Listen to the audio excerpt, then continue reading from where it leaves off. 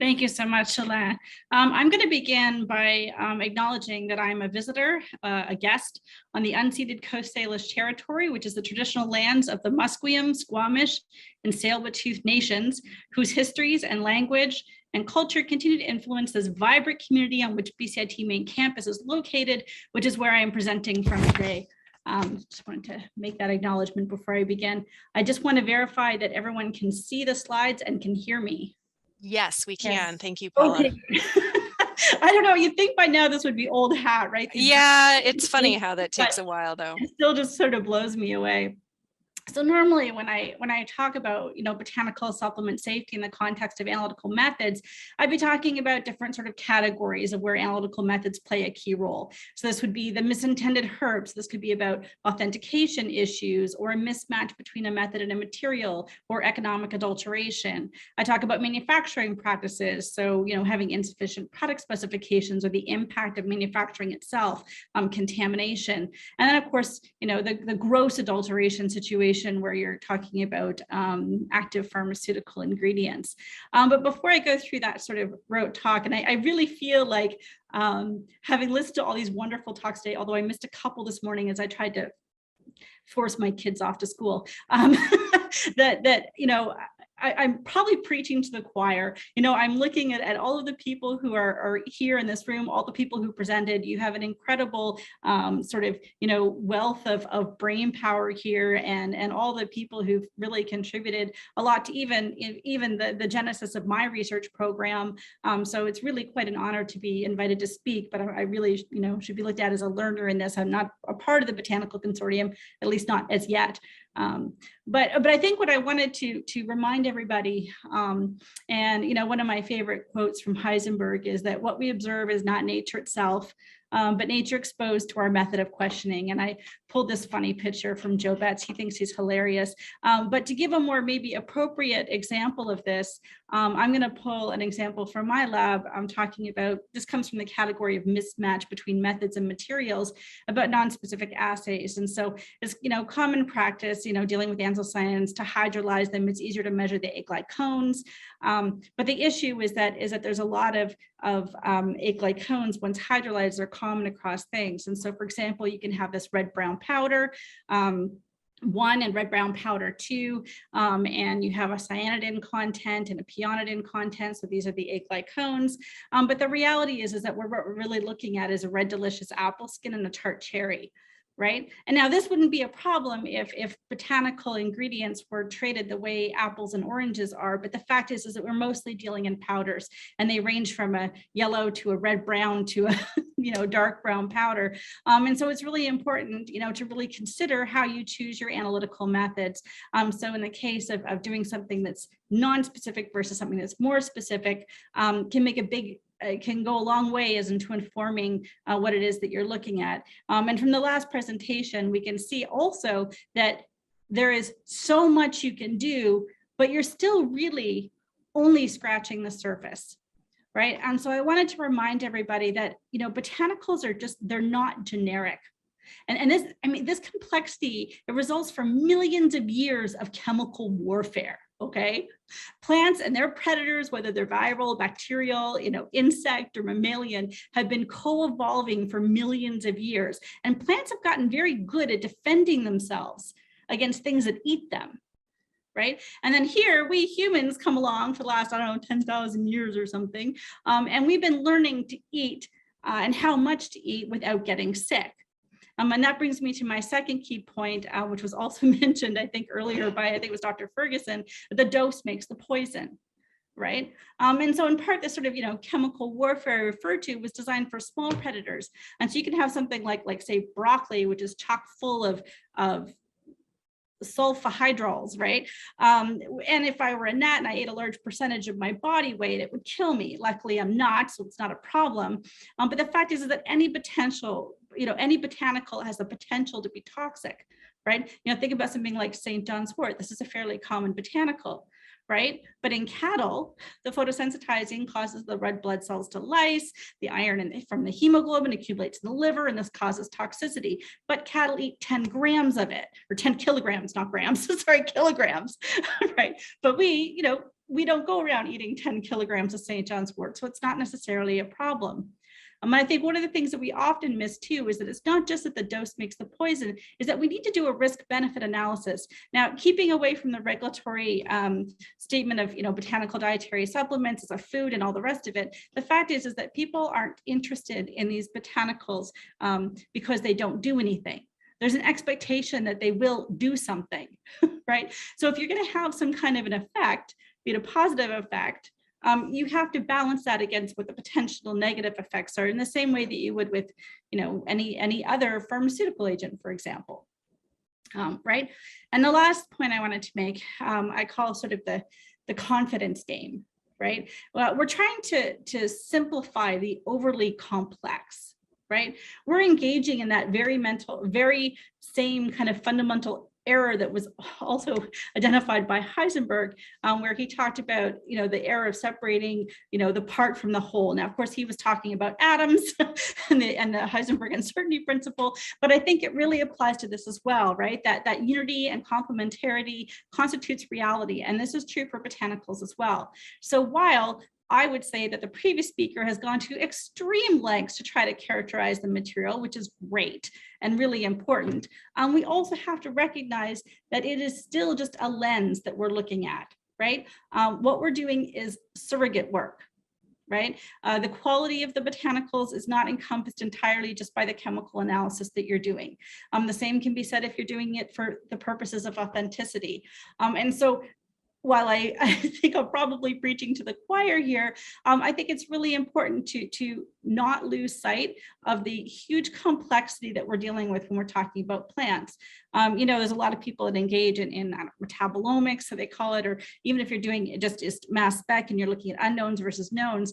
I mean, these hundreds or even thousands of compounds or features that you can see in a plant metabolome, I mean, they truly exist there and they change. So as soon as you do that extraction, whether it's an ethanol or DMSO, you're changing the nature of the material itself.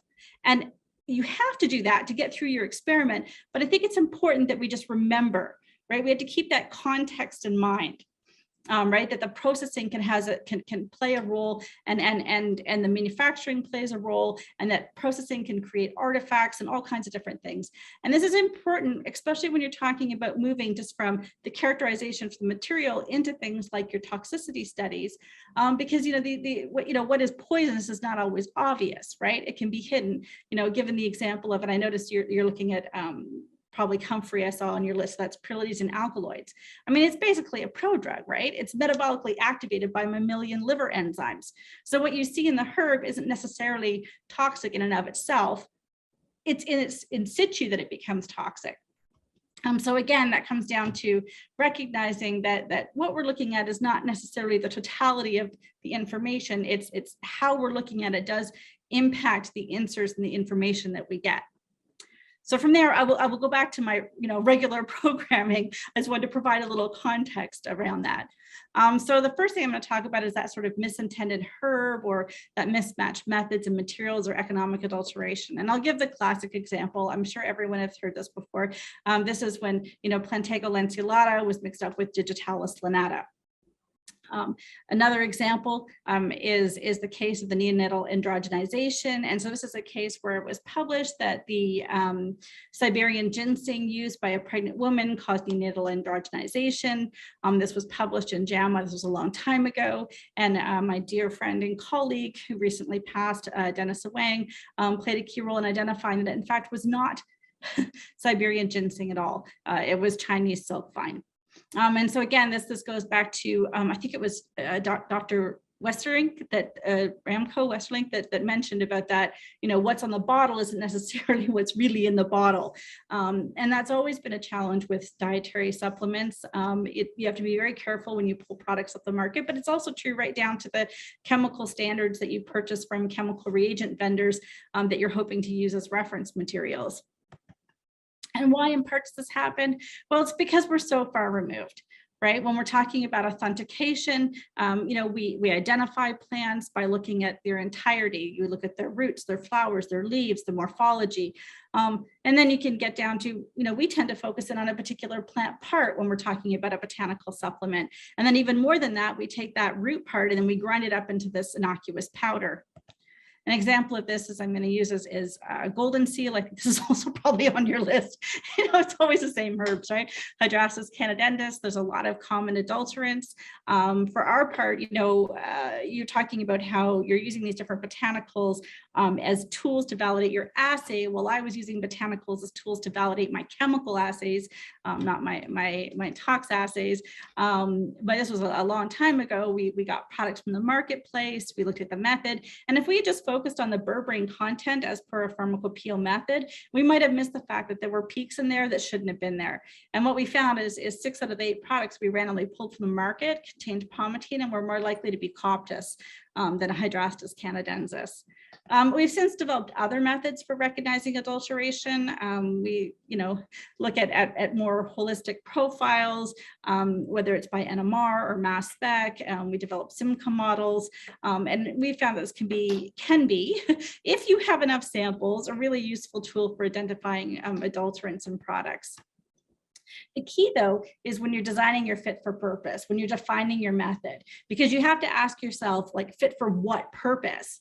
There's a very big difference between asking, what is this? Or is this X, right? And most of the time what we're asking is this X? It might be different if you're doing a characterization for a different endpoint. And you really need to think about that. Is this about a material acceptance, an in-process control, finished product release? If you're from industry, is this about determining a contaminant or an inherent toxin? Also different? Or is this about characterization of materials to support scientific study, which is the majority of the work that's done by the Botanical Consortium? So you need to really ask yourself is will the method that you designed answer the question that's being asked, right? And then we can go right to the absurd. So I don't know if this is really a mismatch, but this is just an example of some of the things that do happen in industry. And it's been well documented that we do have a problem of so-called dry labbing. And I can also give you examples of all kinds of crazy certificates. This is one of my favorite ones. It's an older one, but I still see these pretty routinely. And it's kind of a sad story state of affairs. But this is, tribulus as per 40% saponins. So I guess that's assuming that every other ingredient in there doesn't actually have saponins in it, which is unlikely given its other plant material. Or the case where the Siberian ginseng was measured as per ginsenosides, which of course is ludicrous because there are no ginsenosides in Siberian ginseng, and yet remarkably this thing passed its specification. So that's that's the reality of the marketplace in some cases. This is, of course, what we don't consider as the dietary supplement manufacturers, because, of course, responsible manufacturers would be compliant with GMP and they'd be, making their specifications make sense. But we do have problems of insufficient product specifications and contaminations out there. Of course, the Dietary Supplement Health and Education in 1994 legislates that you have to be compliant with the GMPs in Canada. Of course, we talk about natural health products. Our regulations came into effect in 2004 with implementation of enforcement by 2010. I only bring this up because the fact is that, you're supposed to have product specifications that include TECMEDs and tolerances for identity and purity and strength, and that there's a lot of focus on the appropriate for the intended use methods to be used. And of course, in the US, the 100% identity rule. And so these are all obvious places where analytical methods can play a role. In manufacturing practices, talking about the, that confidence game, and the fact that we've got cerdicts, and that really, it's far more complex than we ever really want it to be. We need to consider the manufacturing practices. Do we have a liquid extract, a native extract? Right, an extract that is a native extract with a carrier, all of these different iterations. And I know that there was some talks earlier about talking about whether you're using like a powdered herb or an extracted herb. You need to recognize that when you put that on your assay, the results are specific to that ingredient, right? And that ingredient is going to be subject to that manufacturing process. And so you're not going to be able to walk out of there saying, I can comment on St. John's wort. You're going to be able to comment on St. John's wort prepared in that way with those materials from that source material, right? So there's a lot of qualifiers in terms of the scope of where you can apply the work that's being done.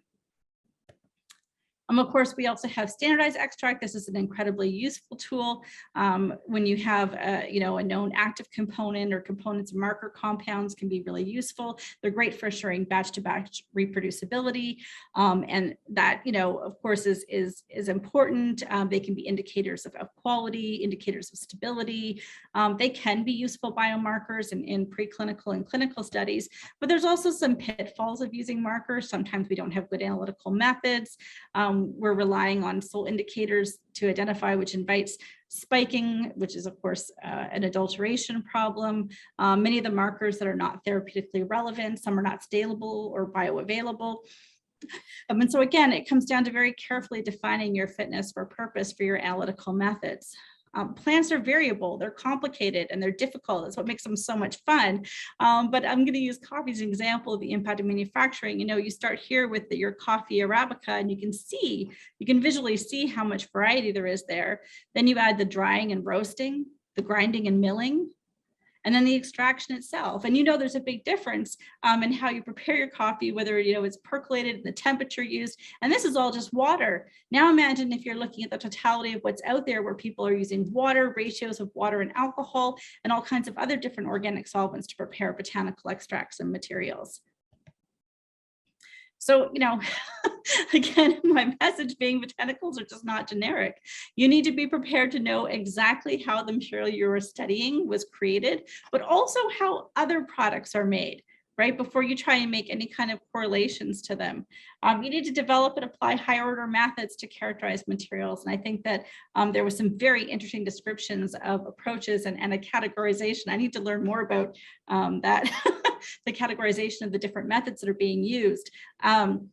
Again, I will, as a precautionary statement, remind everyone though that if you don't know what material you're starting with, if you haven't engaged those botanists at the very beginning, it doesn't matter how many HPLC, HPTLC, and other layers and different detectors and techniques you add on, you need to know what you started with in order for it all to make sense. So every botanical ingredient is really a new research project that's going to require diverse expertise. I did see in this consortium, you have a very diverse amount of expertise with, chemists and bioassay specialists and some statisticians. I think I'd like to see maybe a few more botanists since I myself rely on them so heavily. But I say this because I've noticed and I've sort of, in evidenced in grant reviews and a lot of working with some of the botanical centers, that oftentimes the sort of, chemistry and some of those groups are sort of almost treated like service departments. And there needs to be a real recognition that the immense amount of work of which, the previous speaker just scratched a teeny surface of all the work those collaborations are doing is an immense amount of product, an immense amount of brain trust and a lot of research going on. And that's, before you even get to the bioassay stage. I'm going to give a little example of one of our projects. This is Osha, one of my favorite plants, Ligusticum. So like many of my projects, it started with the American Herbal Pharmacopoeia with Roy saying, hey, we're looking at Osha for a monograph. What do you think of this method? Right, so this happens a lot. We go and we look at the method and then we're like, oh, in some case, we don't see any validation data. And then we think, oh, well, we better validate it. But it also means that we have to find all the materials.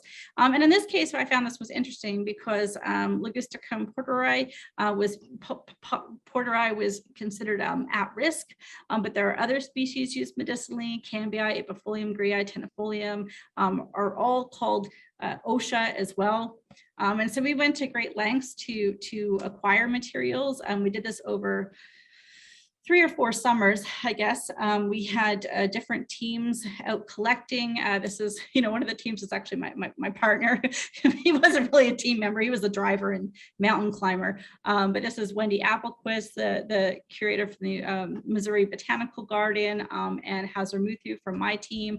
But there were many other people involved, both from MoBot and from BCIT, who went out at different times and climbed different mountains, collecting different Osha species and creating voucher specimens. We also had another group, Dr. Wei Wang from the Hunan University of Chinese Medicine in Changsha was also going out and collecting and vouchering for us. And then we went ahead and we developed and validated our method. And so these were the marker compounds that were used for like acid, vanillin, the ligustilides. Now, one of the things is that there was more marker compounds that were listed that were typically used, but what we found is there was, really unstable compounds. Like, this is a really bad choice for a marker compound, I have to say. So I like to share all my failures as well when I give a talk. So we did manage to get enough data and have enough stability, but it was only 3 marker compounds. All the rest of them failed because we couldn't keep them stable enough with the analysis. We established our method detection limits, our LOQs. But ultimately, we threw it from all the different species that we had collected into a hierarchical clustering analysis.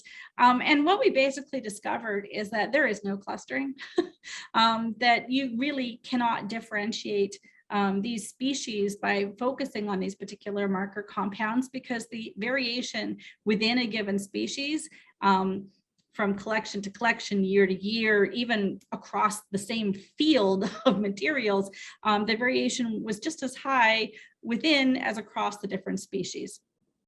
We've since moved to NMR analysis. I'm not going to share this data now, but we did do NMR analysis, from which we see some very interesting clustering in models that seem to be show some potential for grouping what might be suitable substitutions to less at-risk species. So that's kind of exciting. I think that kind of approach could also potentially be used if you were trying to group materials that were showing maybe adverse events or therapeutic activity. Plants are species are often substituted within a given genus, and you have to wonder, well, why historically? Chemical reason for that. I'll give another example. This is a herb that a lot of you know that I love to work on. So I've been working on Mitragynous speciosa since about 2013 or 2014 as a part of an industry project we were doing. But through that process, we did do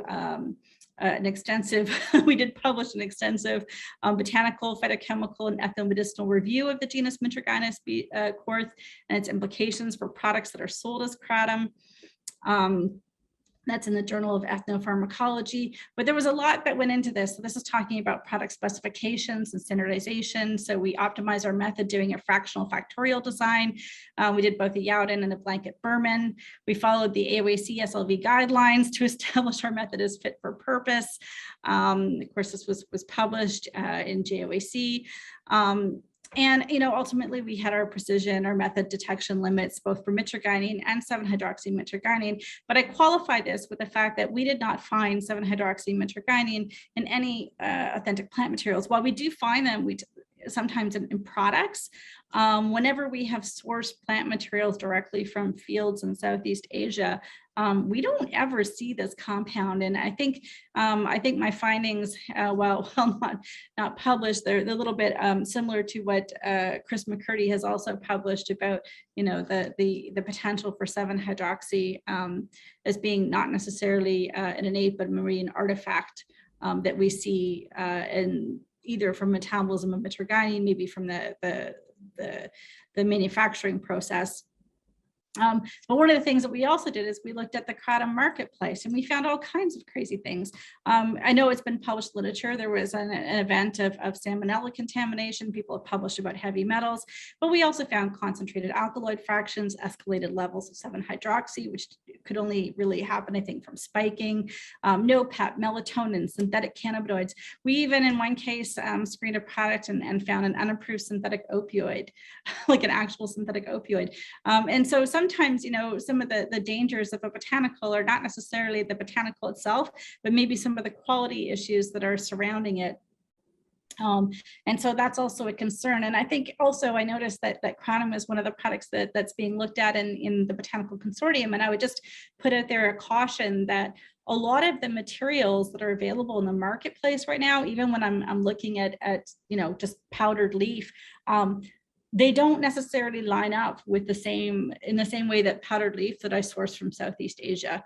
And I think that with the FDA, import ban that they put into place, and then was it 2013 or 2014, I think has really changed it so that you're kind of looking at a category that unfortunately is a little bit outside the dietary supplement GMP in some cases. And so you really have to be careful about pulling products and materials from the marketplace because it might not be reflective of what has been traditionally used. I would just add that for the product complexity, it is a challenge, and I'm well aware of this.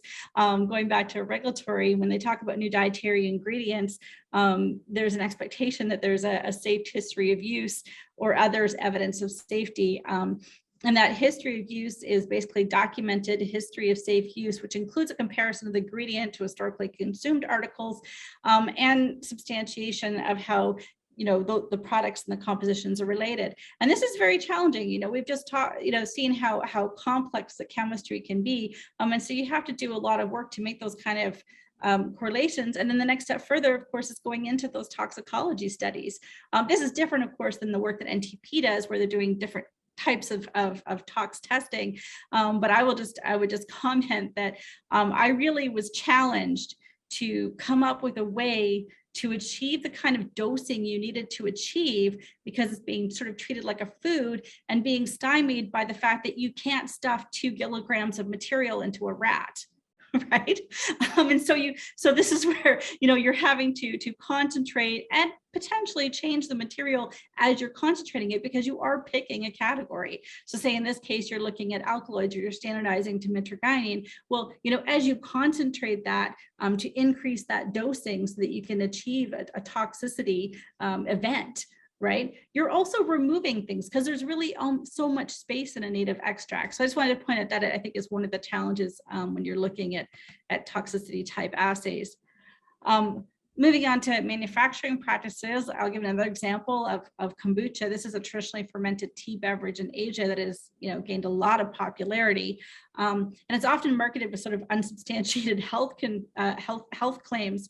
But the fact is that yeast plus sugar equals alcohol plus CO2. And U.S. alcoholic beverages have to contain, anything that's over 0.5% is considered alcoholic. In Canada, it's actually 1.1%. I guess we have sort of a higher tolerance for being a little bit more boozy up here. But the fact is that this is an actual picture from a local grocery store, and this is all kombucha products. So this is hugely popular. And for that reason, again, it's a method. We did a method validation. This is determination of ethanol in kombucha. We've done it both by doing flame ionization detective. We've more recently published a multi-lab study and a single lab validation using GCMS. But it was funny because this is when you forget to look at the big picture. I went through and I published my method validation, and I guess I didn't really look carefully at the results, but the fact that we were publishing that we had products that had like 2% alcohol in them, and some of these were in the marketplace. But I'll tell you who did notice. The Center for Disease Control noticed. And they contacted us and said, yeah, we're a little bit concerned about the kombucha alcohol levels and the potential effect for pregnant mothers, toddlers, and youth. So sometimes the safety concern, it can be just the nature of the product itself. And we need to have analytical methods in place that can help control those processes. In this case, alcohol production when you have a fermented product. And so from this project, not only did we determine that about 70% of the different producers across British Columbia have a problem controlling alcohol, and a good 30+% of the products were over our limit of 1.1%. But also that the manufacturers themselves were maybe not aware that they need to have critical controls in place for controlling alcohol levels. I'm going to give another example of products, I think, in manufacturing. This is about cannabis, just because why not? So we've had a license on and off since about 2001 for cannabis, most recently, of course, under the Cannabis Act. And, you know, there are strict regulations. The new Cannabis Act brought in, of course, edibles and topicals and other things, but there are strict regulations around production and packaging and limits on THC per product. But one product we came across was this, and this is called a Mile High Mint, which I thought was kind of clever. This isn't a compliant product. This isn't a legal product. It contains reportedly 210 milligrams of THC, which is far exceeds the allowable 10 milligrams per product, or per package that's allowed. But you will also notice that they went to the trouble of putting nutrition facts and all kinds of stuff. And so I think to the general consumer out there, this looks like a legitimate product, and certainly we were able to just find it and purchase it. Bring it into. So what was interesting is that it reported to have 210 milligrams of THC, and so that should average about 17.5 milligrams of THC per square. And so if you analyze individual squares, we found that we had on average about 24.27 milligrams of THC per square over the entire bar. So it didn't have 210 milligrams. It was more about 291.27 milligrams across the whole bar. But the biggest concern we found is that at one end of the chocolate bar was as low as 2.85 milligrams of THC, while the other end had more than 56 milligrams of THC. So in this case, we had a lack of homogeneity in the product as well. And so you can imagine what would happen, someone takes a square and says, oh, it didn't do anything, and then takes a different square and, basically knocked onto their couch for 2 or 3 days or worse. So that's my last example of how manufacturing practices and what role analytical methods can play in making sure that you have good manufacturing practices. I'm going to end with adulteration with API. Because this has been a real problem. There's been lots of literature, everything from the famous black pearl, the herbal Viagras, which come up often. I referenced a study from 2003, but I saw one just last year, and it gets more and more complex. People not people, I would say criminals have become trickier and trickier in how they do things. My own introduction into this was PC Spec, which was a herbal supplement that was widespread use in North America by men with a hormone refractory prostate disease.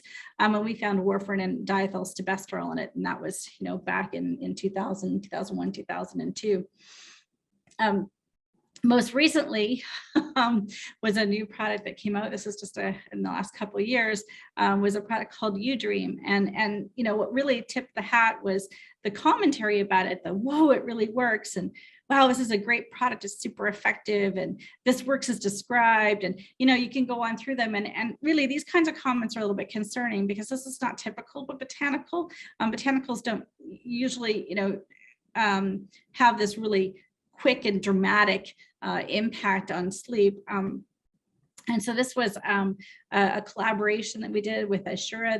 Ashura is Canada's only independent, not-for-profit natural health supplement and food verification certification organization. I would really encourage this botanical consortium to reach out to Canada, to some of the groups.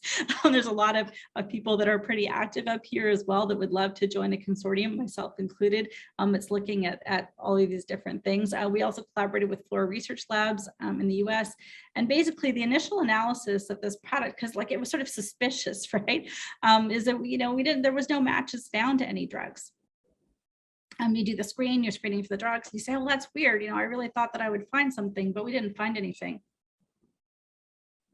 But the MS data analysis provided evidence of a bromine molecule. So looking more carefully at the structure, and considering the theoretical mass, if you replaced chlorine with bromine of zopiclone, what we discovered and continued through NMR analysis, we did an isolation, we even did a ELISA assay, and we basically were able to confirm that this was a brominated version of zopiclone that was present in this herbal supplement.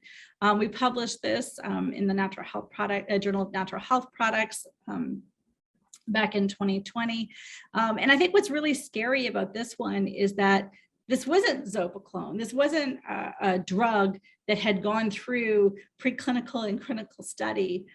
This was just a random molecule. Like they made a chemical modification of it. And I think we're finding this. And I think, I've heard Jim Kababik talk about from Flora Research Labs about, the different analogs now of sildenafil.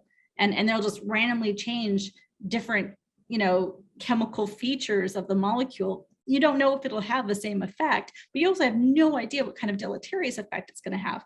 That's kind of terrifying. This is sort of a designer drug adulteration. And so I'll leave it off with that scary one. But I think the key messages that I wanted to impart, to this audience is that if you want confidence in your data, you must establish your methods as fit for purpose. There is uncertainty in every measure. And I think that was one of the comments about the last one. Every measure should have an uncertainty next to it. Right? We don't have, finite values. That's just not how analytical chemistry works. Validating your methods is a measure of confidence. Reference materials are key. And I'm talking about both those chemical reference materials that you need to verify that it is the right chemical. I'm trying to remember who it was earlier who commented that it wasn't the right chemical. I think it was Dr. Westerlink, who made that discovery, but also biological materials, right? So if we're going to make comments from our studies more generically about a given botanical, right, then you really need to make sure that you have enough materials that are representative of what that botanical entails, right? We need to really consider more about our sampling sizes and our sampling plans and how much year-to-year variation can have an impact. There's both the intrinsic factors and extrinsic factors that can affect the chemistry. And if you're affecting the chemistry, it's going to affect potentially the toxicity as well and how it performs in your bioassays. And I think it's really important to know your bias, right? You need to be very clear about the scope of your studies. And what they're applicable to. And I know that for the most part, it on the research paper level, it's usually very well defined what the limitations of your study are or what it's applicable to. I think part of the challenge is communicating that when it goes from what's a scientific study into the general media and where it's picked up, and then you have the general public trying to anticipate what it all means. And I think it also comes back to the original quotation of what we observe is not nature itself, but nature under our method of questioning. And so that's just that reminder that we're looking at it under a particular lens, and we really need to keep that in mind when we're presenting our research. I'd like to acknowledge that I work with an absolutely wonderful group of people who contribute to my research program here at BCIT, Jamie Finley, Dr. Liu, Dr. Chan, Dr. Mudge, who's gone on to work with the NRC, our collaborators at UBC, Flora Research Lab, Ishura as well. I have to acknowledge my funding program. So some of my funding comes from the Canada Research Chair, INSERC, Environment Canada, Agriculture and Agri-Food Canada, and in some cases through NIH and ODS. Over time. And I guess as a final last message is that I would just remind everybody that it's not always a botanical. Sometimes the safety concern is actually a quality concern. And that's the reality of this, of the nature of botanicals. And part of that is due to the complexity of them. So I think I will leave that there. Thank you. Perfect. Thank you so much for that talk. Really appreciate the comments. I think the problem formulation piece and fit for purpose is extremely important. So I appreciate you bringing those pieces up. In terms of getting involved with Canadians, that's something we definitely want to do. We have a few people involved from Health Canada and University of Ottawa, but definitely that outreach piece and making sure we have the right people at the table. So thanks for those comments. So I can start, there were some really positive feedback in the chat, but some of the questions looking through, Sumira had a comment that, complex mixtures, including hemp, have 500 plus photochemicals in it, where we know some about some of them, but there's little known about others. They might bioaccumulate, they have different metabolic pathways. Love to hear your thoughts on maybe dealing with that batch variability. Yeah, actually, I mean, it is complicated. This is why we pick marker compounds, right? Is we're always trying to simplify things because it's much easier to deal with these little bite-sized pieces. You know, I've been very fortunate because my research program is kind of broken into two areas. I have an applied research program, which is very much focused on developing analytical methods, method validation, improved practices. It's advancing the state of practice within the industry. It's providing support for regulatory and industry in terms of meeting regulatory compliance. And then through my counter research chair, through that, I have a more basic research program, which is really much focused on profiling herbs using my NMR to just try and grab total, data using, high-res mass spec to do sort of what, I mean, they call it metabolomics. They're not really plant metabolites. Let's be clear, they're ions that you see in your mass spec. But as long as you're clear with the scope of what you're looking at, I think I noticed, I think Nadia is part of the consortium. Yes, Nadia, Dr. Check. And she gives a really interesting talk talking about the difference between the ions in your mass spec and the different, feature, what we're really looking as features. And I agree with her. We should talk about different potential features. But what I'm not seeing enough of is also the false positive, these artifacts, right? There is a lot of artifacts when you're doing mass spec data. You can also create artifacts just with your extraction process itself. And so, I think while I myself has published that I've seen upwards of maybe 3,000 chemicals in the ionization chamber of my mass spec on a given cranberry. I also don't think there's actually 3,000 unique plant secondary metabolites in there. I think it's probably closer in the 500 to 1,000 range if you consider, all of the different both primary metabolites that you expect to find there and known secondary metabolites and their variations. What do you do? Well, I think you have to, I think there's multiple approaches you can take. I think that there's a real role for quantitative analytical methods. I think it is good to choose marker compounds. I think that it is good to have that quantitative analysis. Certainly if you have something that is potentially going to be useful as a biomarker in your preclinical assays, then you definitely want to track it. But I think it's also interesting just to gather total data by taking that sort of metabolomics approach and gathering it. But then again, you also have to think about how you treat with that data. And so you have to really study your chemometric algorithms, and you need to hire that biostatistician and really work with them to make sure that as you present, and develop your models from these large data sets, that you're applying those same principles of validation to your models as you are to your quantitative data sets, right?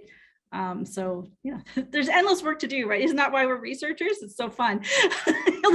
You'll never run out of things to do.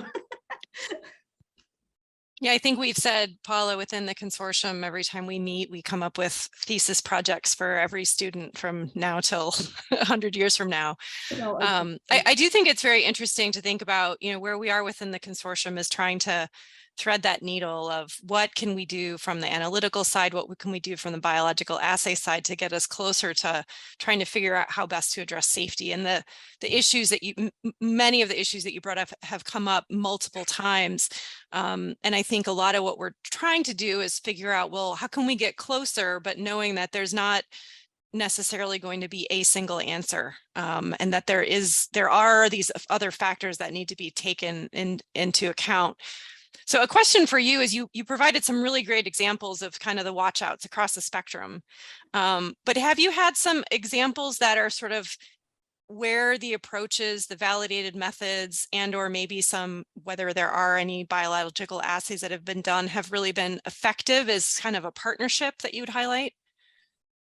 The success stories, I guess, maybe. Success stories, right? Like I don't know why it is. I always want to share all my failures. No, it's that's absolutely fine. That's kind of what as scientists we're keyed into. But there are examples though, and there are examples, where for example, with authenticity, the marker compounds are markers of identity, right? You're only going to find, okay, no, the one that just popped into my head is actually wrong. I was thinking of like ginsenosides and ginseng, and I went, oh yeah, except for that whole leaf adulteration issue. right? Right. So there's that too. I don't know. I think I'm pretty excited about our Osha Ligusticum project, because while the ligusticides was a terrible idea that didn't work so well, I mean, we did get it down to standardizing to 3 compounds, right? And so from a manufacturing perspective, that's useful. I think that it's an interesting project because in this case, it's not really about toxicity. It's not about toxicity. It's about sustainability, right? And so where you have, Ligusticum has really resisted cultivation. I know of one remarkable farmer who has porterine cultivation, and it's not even on top of a mountain. I don't even know how this got. Actually, I think I saw Connie Keller was here in the audience. Herbert Strobel. You know that farmer? He was an amazing guy. He has got this stuff. He spent years. He got worried that there wasn't going to be, future generations were going to have access to, Ligusticum, to Osha, and so he worked hard to get it into cultivation. But for the most part, it's really been resistant. So because we know that in herbal medicine, they're constantly, sometimes substituting. I thought it would be really interesting to look at it, and this is why I took the approach of using NMR, because I wanted to kind of get a more holistic view of it. And our more recent data, I think, is kind of interesting because you can definitely see classifications that seem to align with what are common substitutions. And, and some of those species are maybe less resistant or less at risk. So I think that could be interesting. And I think the same principle could be applied when you're looking at safety. Like, I think ideally, I would love to be able to take giant metabolomic sets of data and do a sort of subtractive metabonomics where you have enough data to represent, a given extract or plant, and you carefully kind of characterize the constraints of that. But if you have a lot that give you a signal of therapeutic activity, or you have a lot that give you a signal of a safety concern, then maybe there's a way to sort of, without knowing what the compounds are, finding groups that are common. Like, so much of the liver events are idiosyncratic. Like I saw kava on your list, and I thought, oh, what a terrible, I would not have chosen kava, no offense, but I would not have chosen kava because it's not really clear about the hepatotoxicity, right? Or even in the case of kratom, like I've heard it said that it maybe causes liver problems. I've never actually seen any data that substantiates that, and our own studies do not support that. And so, but if you took a bunch that are for sure, that you took your prolazine alkaloids, you took your, like your chaparral, you took, like these different herbs that, there's a huge list of known hepatotoxic. Maybe if we looked at them, we could come up with a whole host of compounds. We might not know what they are, but that are common across those. That maybe that could become a group or a category of predictive hepatotoxicity, right? And then you could flip it around and do the same thing for predictive therapeutic activity. I think that's like a direction it could go as we have these, the ability to amass these massive data sets now. I don't think when you have a massive data set, though, you should try to go through and actually identify everything, because that is like, that's kind of a fool's errand, right? Yeah, it's not very feasible. I don't think there's enough grad students in the world. No. To do that even for a single plant. So yeah. No, I appreciate that perspective, because I think oftentimes I asked about the successes because we focus on, but you also need to think about this and this and this and this and this, and what about this? But there are ways that we might be able to group. Maybe they're the quote unquote easier ones, but we can sort of set some groupings aside, or say we really, really know a lot about this, so we can kind of focus in on the more difficult ones, and we can do those groupings and those things like that. And I would stay away from the difficult ones. Like, why don't start different? Like, I mean, I always talk about my mistakes. The first plants I chose to work on, Echinacea, Crataegus, like, hi, really, you're going to talk about authentication and you're going to choose all like the biggest hybridizers? Like, that's just a bad idea, right? But go for it, use Occam's razor, keep it simple, right? Try to choose the ones that have the least amount of natural diversity to them, chemical diversity to them, to simplify it and use that as your sort of, controls and establishing, because, the next level is all the assays you're doing. And even just like even the talk by this Dr. Wildwater, the okay, so now we're going down to like the simplest organism, and it's hugely complex, right? So, you're going to have enough complexity as you get into your bioassays. So I would try to keep the plants as simple as possible, which is, hard to do for sure. Yeah. Well, and I think when we started, we all had visions. We would have hundreds of plants, and we have 13 with some positives. I do think this is for everybody, but if there's others that you think in the future for a next phase would be particularly useful for us to look at, not because we're evaluating the plant, but because it would help us evaluate the assays, please let us know, because that's something that we are learning as we go along and collecting information and figuring out, what works and what doesn't work and how best to kind of navigate as we go through. Yeah, definitely. Well, I think it's a phenomenal amount of work that's been achieved so far, and I can see that there's still like so much to do. But I'm looking forward to learning more about the consortium and the work that they're doing, because I wasn't fully aware of just how much was going on. I sort of heard about it in little bits and pieces here and there, but it's pretty exciting. I definitely am going to look more carefully and maybe reach out to at least some of the chemists where we have some of the botanicals in common. Maybe to share some data and some information. Yeah, it'd be great to involve you. And I will say, I think it's been ongoing for a while, as people probably have heard, but things have been really ramping up lately because we're getting data, which as scientists, we always love to see. So I really appreciate your talk, Paula. Great, and thank you again for inviting me. Thank you, Alain, for the wonderful introduction. It's always nice to hear from you. I wish I could see everybody, but this is great. We're trying to conserve bandwidth and not having too many cameras on, but there's Alain. Yeah.